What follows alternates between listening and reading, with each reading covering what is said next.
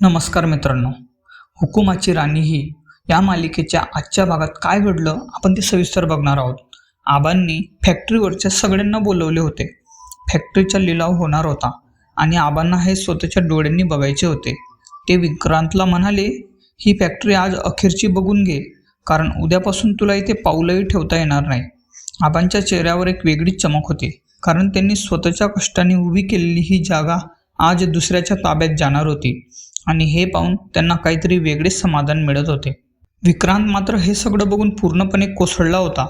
त्याला आपली फॅक्टरी अशी लिलावात निघताना पाहून खूप त्रास होत होता. आबांनी मुद्दाम विक्रांतला जिथे उभे केले होते, जेणेकरून त्याला आपल्या चुकीच्या कृत्याची आणि अपमानाची जाणीव व्हावी.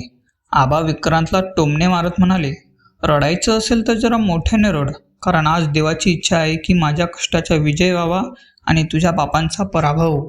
लिलाव सुरू झाला. तिथे आलेल्या लोकांना फॅक्टरीवरची स्तुती करून सांगण्यात आले की फॅक्टरी खूप प्रगत मशिनरी असलेली आणि उत्तम स्थितीत आहे. या फॅक्टरीला या भागात नंबर 1 बनवण्यात विक्रांतचा हातभार होता, असे सांगून लोकांमध्ये उत्सुकता वाढून गेली. हे ऐकून विक्रांतला जास्तच वेदना होत होत्या, कारण त्या फॅक्टरीवरच त्याने मेहनत केली. आता त्या समोरच विकली जात होती. लिलावाची बोली 3 कोटीपासून सुरू झाली.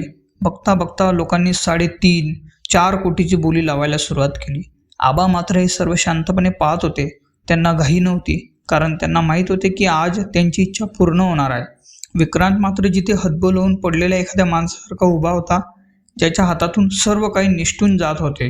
लिलावाचा आकडा 4 कोटींच्या पुढे गेल्यावर तिथे असलेल्या लोकांमध्ये मोठी चढाओढ सुरू झाली. 4.5 कोटीपर्यंत बोली गेल्यावर तर वातावरण अधिकच गरम झाले. आबांच्या चेहऱ्यावरचे भाव अजिबात बदलले नव्हते. त्यांना फक्त त्यांच्या सुळाचा खेळाचा आनंद मिळत होता. विक्रांतला हे सर्व स्वप्नासारखे वाटत होते, पण ते वास्तव होते आणि त्याच्या डोळ्यांसमोर घडत होते.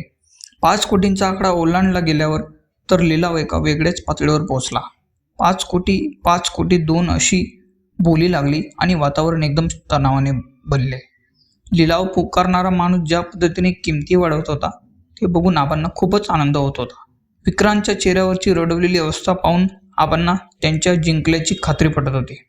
लिलाव 5 कोटी 25 लाखापर्यंत येऊन पोचला होता. ही किंमत ऐकून विक्रांतला धक्काच बसला होता. आबांनी आधीच ठरवले होते की त्यांना विक्रांतला त्याची लायकी दाखवायची आहे आणि ती वेळ आता प्रत्यक्ष समोर उभी होती. विक्रांतसाठी हा क्षण खूपच अपमानजनक आणि वाईट होता, कारण त्याची फॅक्टरी आता त्याच्या हातातून कायमची जाणार होती. 5 कोटी 25 लाख 2 इतकी बोली लागली आणि तिथे एक प्रकारची शांतता पसरली. आबांच्या मनात एक मोठी विजयाची सुरुवात होती. त्यांनी विक्रांतला पूर्णपणे मानहानीच्या टोकावर आणले होते.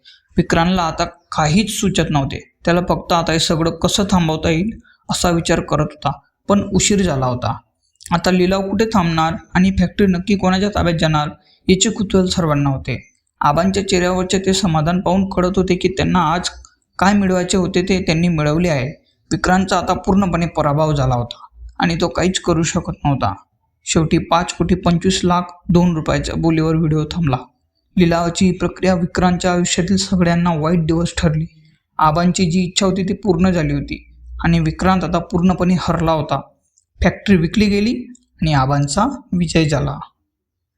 तर कसं वाटलं मित्रांनो मला तुम्ही कमेंटमध्ये नक्की सांगा. धन्यवाद.